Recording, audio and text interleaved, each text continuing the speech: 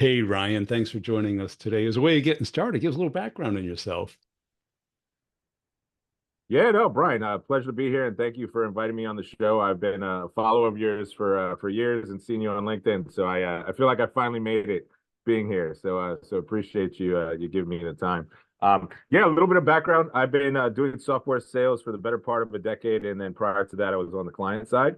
So I currently work at a company called Duck Creek Technologies, working in the core insurance platform space. So if you think about, you call up your insurance provider of choice, get a quote on your auto insurance, bind the policy, go through the billing, claims process, as well as some ancillary products.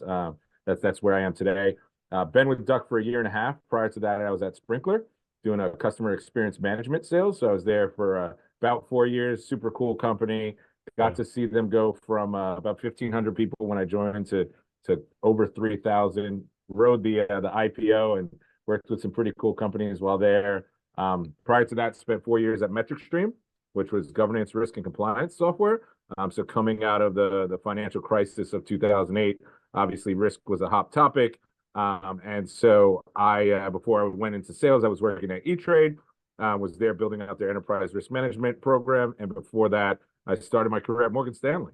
So I like to joke around and say I started in operations, one step up from the janitor, getting shouted at by traders, pre-crisis. So it's been an interesting ride, definitely.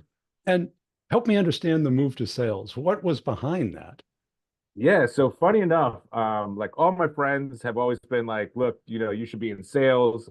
When I was in college, always wanted to be in kind of financial services, go into sales and trading. And I went to NYU, but I was a economics and East Asian studies major, so I wasn't part of Stern.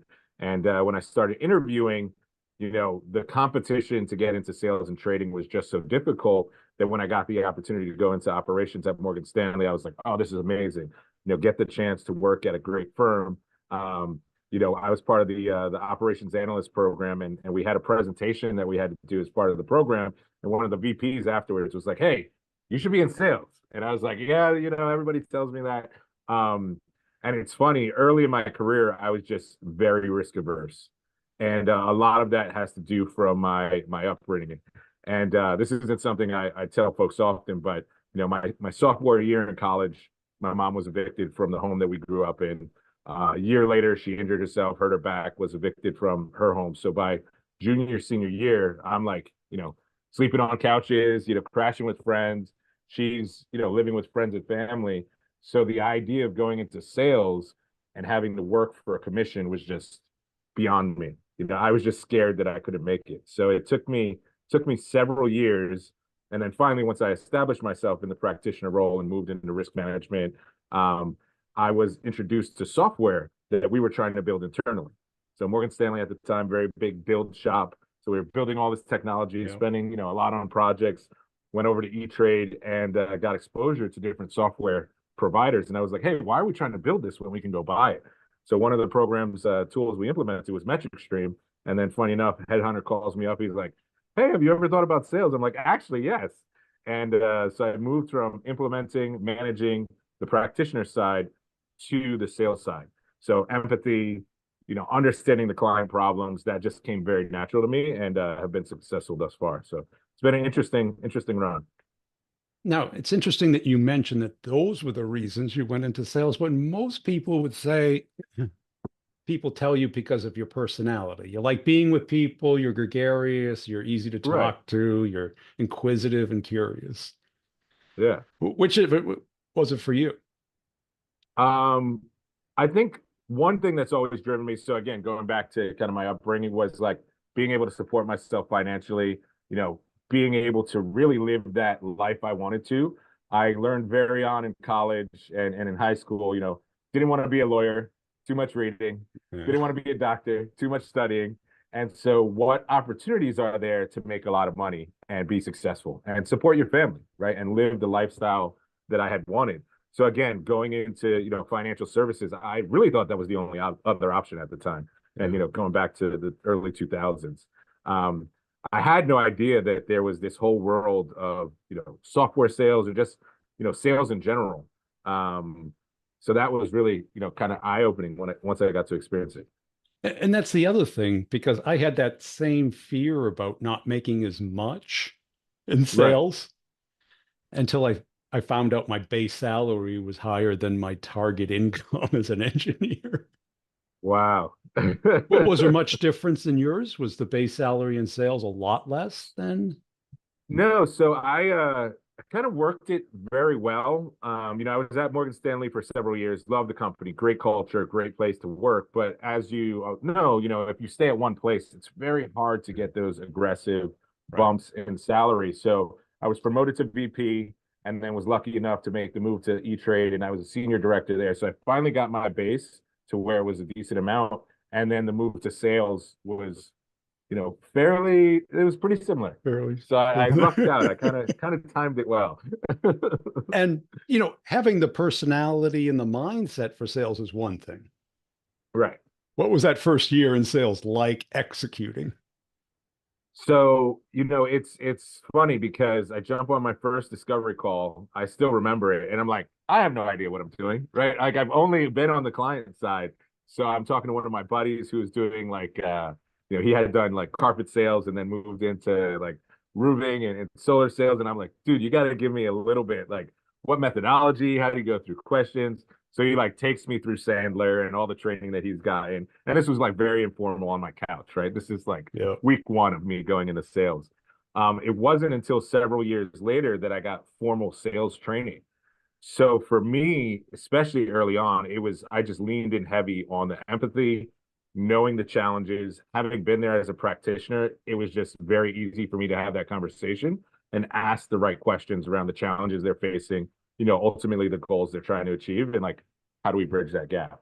So And was successful with no training and then got training and really leaned in. well, I've been through a lot of the trainings Yeah. and none of them are bad. It's just, Right. it's a lot in a day or two, right? And you got to do it, write it down, practice it, get feedback. You just can't sit in a room and listen. You got to. Yeah, totally. Now, you had a lot of success pretty fast. What do you attribute that to?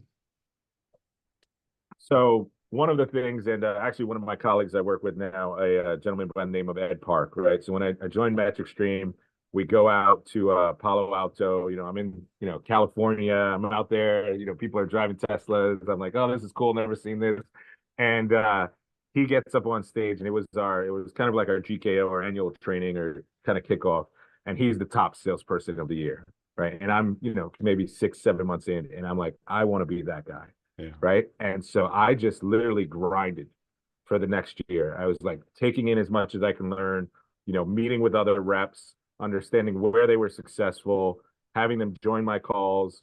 Had some good leaders that also helped to mentor me and kind of steer me in the right direction, and just put in the work, right? And then once I started to understand the methodology and a lot more of what makes the sales framework and the process tick, it really just started to solidify. And so you had other people listen to your calls? Yeah, it was great. We had a very collaborative environment. So Yeah. we would pull in other reps depending on your region. My manager, Susan, at the time, she would join. We pulled in different specialists. We had a very good kind of team selling atmosphere, which was great. I really kind of built out our practice up in Canada. So Okay. I was in Toronto, flying from New York to Toronto like a couple times a week. And we only had 1 or 2 clients at the time. And then I got into the financial services area up there. And so, all of the big banks are downtown, and being able to really, start to build those relationships and connections and the trust really made it able for me to accelerate. So, yeah. And what do you think you were doing that others weren't? you know, it's it's funny. Again, I lean in. So I don't know if you've ever done the Clifton Strengths Finder, Yeah. top 5 strengths. So I think my number one is empathy. Another one up there is like achiever. Another one is like winning competition. So those are Those are the just good kind ones of for what I sales. Yeah. naturally levitate to. So I think for me, just being honest and transparent, understanding those challenges, because having been on the practitioner side, I got it. Like one Okay. of the things that Right. would annoy me when I was, working at E-Trade and have, vendors come in and pitch, it's like that you do all this discovery, You tell everything to the salespeople, and then like the implementation team shows up and they ask you all the same questions. Same And it's like, questions. They don't talk I've to went each over other. this so many times. So just being able to understand and kind of coach our team, like, look, this is what they're looking for. This is what they've described. We understand the problem. This is how we solve it. Yeah. I think was very helpful because many times I was almost as if I was part of the client speaking to us, as opposed to, pitching them, which, later on I learned is much more of a partnership type of a sale than vendor, right? So hope Well, that answers the question a little bit. it does. And that first sales job, I mean, I think that's the ideal way to get it, right? You come out of the customer, right? Right. That way you know the product, you know the Exactly. use Yeah. cases, right? So you're halfway Totally. there. What was it like then going to like Sprinkler where you weren't the client, or were you? I don't know.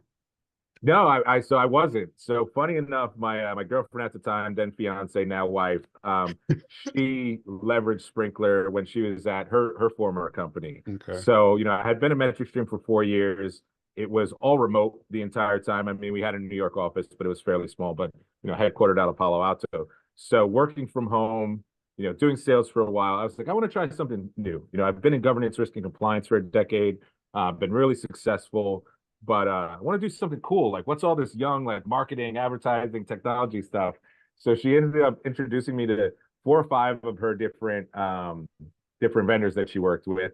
I met with them, spoke with them, and one of them, Sprinkler, kind of just took the call because she was their client. They're like, okay, I'll take the call with your boyfriend, whatever. He gets off the call and he's like, oh man, like I wish I called you a month ago because I just hired somebody for the role I had open, but you're a really solid fit. So I'm like, oh, great to meet you, great to network with you. Sorry, I'm going on a tangent here, but there's a point. So great to connect with you. And a month later, he calls me up and he's like, you're not going to believe this. The person I hired that came to GKO, they had a life event. I don't know if it was a death, a marriage, a birth, whatever it was, but declined the offer. Doesn't feel comfortable moving to a new job. So we've got a position open. He's like, can you come in next week? Literally, I met with them on Monday. I did like a team interview pitch on Thursday, met with the VP for 15 minutes afterwards. I think I spoke to the CRO either the next day or the following Monday and had an offer within 2 weeks. It was like that quick. So moving to answer your question, moving from the risk management side to customer experience, obviously completely different product, but very similar in the sense that it was a platform play, right? So in the risk management space, we had a lot of different point solutions that Metric Stream was able to say, hey, look, we can handle all of this for you. Similarly, at Sprinkler, there were thousands of point solutions in the MarTech space, and they were really the central solution across marketing, advertising, research. So the pitch was similar, although vastly different solutions. But also the department you were selling into was dramatically different. Yes, very. So moving from selling into auditors and folks in risk to marketers that were sometimes fresh out of college, advertising, which is a super cool space, social research and listening. I mean, totally different ball game, but very cool. Well, very hard too, because marketing people, they're like cats with those laser lights. They just go change it every minute. They'll say, yeah, I'm doing this. 10 seconds later, they're doing something else. It's, So I love marketing for the record, but yeah, that so was do I. actually, yeah. But that was actually part of the beauty of it was Was it? that we were selling into these large organizations, right? So just to your point, one marketing org is buying off this shiny thing. The other org is buying this tool for this specific needs. Social is buying this little thing for 3 people. And then you come in and it's like, hey, you've got 20 different solutions that are all doing very similar things. And you've got 20 different vendors that you're working with. Why not do it with the best, have it all under one house, have them all talk to each other, and by the way, get a contract that makes sense. So it actually ironically helped us. Yeah. And Yeah. but that's an expensive product too. It's an enterprise product, right? Enterprise product, correct. Yeah. Yeah. So as I was leaving, we started to move more towards the SMB in the market, but yes, very much your big brand name companies. And now, how did you learn that? How did you learn? I don't know. What was the price point on the other product? Was that expensive as well, or? Yeah, Metric Stream was also fairly expensive. I mean, it Okay. was also very, you're talking to your large banks, your pharma, health and safety organizations. I mean, it was fairly large ticket. Yeah. You can go from a couple $100,000 entry point to seven figures very quickly. And then, seven-figure implementations, right? So And which is the hardest sale of the three? so it's interesting. So now I'm at Duck Creek on the insurance side, and you think about risk management, and then you think about kind of marketing, and then you think about insurance. And insurance has just been around for decades and Ever. ages, and it's so important what insurers do, right? I mean, it's basically the foundation of everything we're able to achieve, right? Buying a house, being able to have a car, going into new business, right? Yeah. Without insurance, none of these things can happen. And so companies are very, very mindful of any changes they're going to make, right? Because it's their core business. If your policy system goes down, if your claim system goes down, this is impacting all of your customers. So before you make a multi-million dollar decision, you really got to think long and hard about it. So when you And, think about sales cycles, yeah. selling to Vito, right? Talking to the C-suite. This is all part of, what we're involved in currently, which, And and takes some which time. C player cares about this or manages this or is the point of contact for you? Yeah, great question. So you've got your CIOs typically involved, your CTO from a technology standpoint. You've also got your chief underwriting officers, your chief claims officer, your chief financial officer, because all of this is flowing through. And then ultimately, oftentimes we'll need the CEO or board to sign off. So, But there's who also has the aspects of problem marketing you as well. solve? I mean, because Sorry, what IT was that? doesn't care until someone tells them to care, right? Yeah, so I think it stems from the business typically. They want to be more agile. They want to move faster. They want to leverage some of the newer, cooler technology, right? If you think about insurance again, calling on the phone versus Right. now I can But chat, right? I look at this and I'm like, boy, that's hard. If I put myself in your role, like let's say you It's got a not easy, territory, right? who do you target? I don't know. And it's yeah, I mean it's interesting because you've got obviously your large kind of tier one, tier twos that have been around for decades, if not over a century. You've got some younger niche kind of startup technologies that are coming Yeah. out and kind of building more digital online platforms, and then you've got everything in between. So it is a very interesting industry, and yeah, it's a tough sell. I mean, again, some of these companies have worked with their software that they built in-house, by the way, Yeah. for It's 10, 20 years. And you've got all of this knowledge and people and resources that have been programming on COBOL. And it's like, hey, yeah, we want this new shiny thing, but are we ready to get there? And part of the challenge that a lot of organizations are finding now, especially as we look at kind of the past few years with COVID and just a bunch of people retiring and moving away, is they don't have the talent with that institutional knowledge that they had because they're walking out the door, and then the new retired. talent coming in also doesn't want to go program COBOL, right? Yeah. So it's like, what do you do? And so a lot of that is driving where companies are going because they are looking at what the next 10, 20 years look like, and it's not your old clunky, on-prem system, right? Yeah. So And I got to assume these deals are huge. yeah. Licensing starting at seven figures, implementation can go into eight figures. It's core to their business, right? You've got, let's say they've got $2 billion worth of direct premium that Sure. they're managing. You know, it's got to be done right, and it's complex and needs to be configurable, needs to meet their needs, needs to be secure, right? So yeah, it takes a while.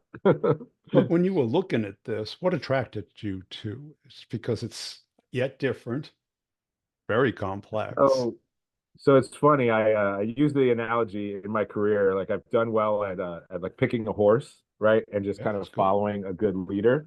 So early on in Morgan Stanley, I made the jump from operations into risk management through my network and through my connections. So one of the analysts that was in the program with me moved into risk, and she was like, "Hey, I think this would be great for you." Um, I moved from operations into my first role in operational risk and control through one of my mentors. It was after '08. Companies are firing thousands of people at a clip. And I talked to my mentor, Perrin Wong, and I asked him, I'm like, hey, I wanted to get into sales or client services, but obviously that's not happening. He mentioned, I've got 4 risk roles open. That's the only area that's working. So I moved into the first operational risk and control team before making the jump into risk management. I kind of followed my team from Morgan Stanley over to E-Trade. Had a great leader there, Marcelo Cruz and Navaldo Hernandez. I already told the story about E-Trade to MetricStream. My wife helped me out with Sprinkler, and then from Sprinkler to now Duck Creek, our chief revenue officer, Rohit Bedi, was at MetricStream. He's amazing, really strong leader. Ed Park, the other gentleman I mentioned, is at Duck Creek. So when I knew they were there, we started talking and saw that the product was a leader in the industry, very well known. Was a public company at the time. Now we're private, which was cool to kind of watch the transition from public to now private, and then we'll see what happens in the future. So again, just following good leaders and good people and good companies, right? You've got to have the baseline that the product and company is strong, and then the people for me are just, what makes it happen. Well, that is my recommended career strategy. I call it the Mafia strategy. Yeah, there you go. Because you pick a capo, right? Right. Yeah. Let them do all the research on the next thing, right? Totally. Because they're probably better picking the right horse than you and I are, right? Exactly. And so, if you trust them and they've been successful, why not, kind of follow along? So and plus you have the built-in relationship. When you get there, you don't have to, no one's judging Ryan on every call he makes and every. Well, I mean, everybody's judging sales always, but well, you get a new manager, no, you know what right. that's you like. get a little bit of street cred. Yeah. Right, because if a deal goes south, it's going to be your fault. Right. Totally. Yeah. Well, what sales skill do you wish you were a lot better at? I'll be honest, brutally honest, right? Since we're on the brutal truth, right?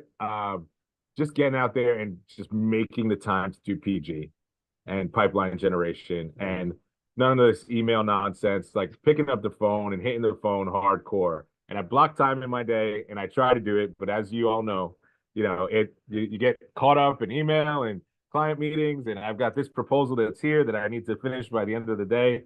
And so just getting back to honestly the fundamentals. I read this great book, Combo Prospecting. I'm not sure if you're familiar with it. Yep. But it's I was like, oh, this is amazing. Really love the analogies and just getting back to hardcore prospecting. Because you look at the time in the day and it just flies. Yeah, because because people are usually good at one or the other, either building pipeline or executing pipeline. It's hard to find somebody who's good at both. Totally. Right. But you have to have both. Yeah. I mean, you've got it. And so did you have inbound at the other companies? I got to believe you don't have inbound here or not much. Yeah. I mean, so funny enough, since it's all been, fairly decently expensive, like fairly high level, platform plays, it's not like a dialing for dollars. It's not like you get on a phone call and somebody's like, oh, give me a contract. I think that happened once when we were at, at another company at Sprinkler. We were talking to, we did like an hour demo and somebody was like, oh, give me a contract. I was like, oh, this is great. But no, typically, it's longer sales cycles. It's enterprise software. So yes, you're always going to have the inbound. You're always going to have some RFPs that come through. You're always going to have your website that's generating leads. But again, a lot of it is relationship and building those relationships. And you've got to be doing the outbound and you've got to do the outreach with your SDRs and going to the conferences and meeting people, because even if they're not in the market now, at some point they're going to be in the market and you want your name to be at top of mind when they are. And just those continuous touch points, right? Yeah. So, because I got to believe at least 90 or 9 months to plus sales process. Yeah. Year and a half, 2 years sometimes. Yeah. Well, and going back to inbound, the one thing I probably despise the most is a blind RFP, right? Because it's like you're spending so much time filling it out and you already know that they've been talking to somebody for forever. They've already made their decision, 90% of the time. And this is just, going through the steps, right? So you've got to influence those RFPs that come in. Yeah. Sorry, go ahead, Brian. But I mean, do you have a particular take on the RFP thing? And I guess it depends on the space, but most spaces, if you get a blind RFP, it's validating a decision, not starting a decision. Exactly. Yeah. Yeah, I tend to agree. Yeah. The RFP process, don't get me wrong, can be very important, right? Especially when you're going through these large decisions. It's just that we've done, and this is years ago, done a little bit of research around like how much does it actually cost to run an RFP in terms of time, effort, and most of the time you already made up your mind beforehand. So why not like spend that money and time and doing like a proof of concept, like a paid proof of concept, like Yeah. actually get something up and running, Right. see if it works. If it does, great. You were Muddy right. the waters And if there. it doesn't, at least Redefine it. now, rather than getting into a multi-year contract, based on whatever it was, right? So Yeah. Because I've yeah, always found the harder you push back, the more you learn. right. Right? Yeah, Because if they don't call totally. you back, there's already a selection, right? And a lot of Definitely. times they just want two more for the file for the auditor. Well, that's the thing. It's like, oh, you've got to have at least three before you make Right. a decision, Yeah. To So, prove that there's no shenanigans going on. right. Totally. Right. And Yeah. I mean, the empathy thing, but what part of the sales cycle do you master? So I love just negotiation and like just Really? getting down into the deal closure. And when it's neck and neck, you're at the end of the race, you've got the competition, you're working with your champion, you're working with procurement and just getting it done. I mean, the rush, the energy, the excitement is it's great. And then obviously, once you have a signed contract, it feels amazing, but then it's like, what have you done for me lately, right? Right. It lasts a minute. Yeah. On the negotiating side, what lessons do you have there that you think the listeners would be? So I think a big one is give to get, right? One of the things as salespeople, we're always like, oh, yes, yes, we can do that. Yes, Yeah, let me run fetch. around and do Yeah. everything you want. And it's being able to, okay, slow down. One, understand what are you really asking? Like, do you really need our financials, or do you just want to know that we've been around a while and we're a strong company? Right. Or if you're asking for something specific contractually, what are you going to give up in return, right? So if you don't want CPI 5% and you want it at 3%, then okay, I don't want net 60, I want net 30 payment, right? Like just figuring out what those things are that you can, both parties come away gaining a little bit, right? Yeah. Cool. Hey, I really appreciate your time today. Where can people go to connect and follow you? Oh yeah, I'm on LinkedIn. Ryan Rodriguez Wiggins. Feel free to reach out, connect. I've got all my information out there in sales. Feel free to text me, email me, LinkedIn message me.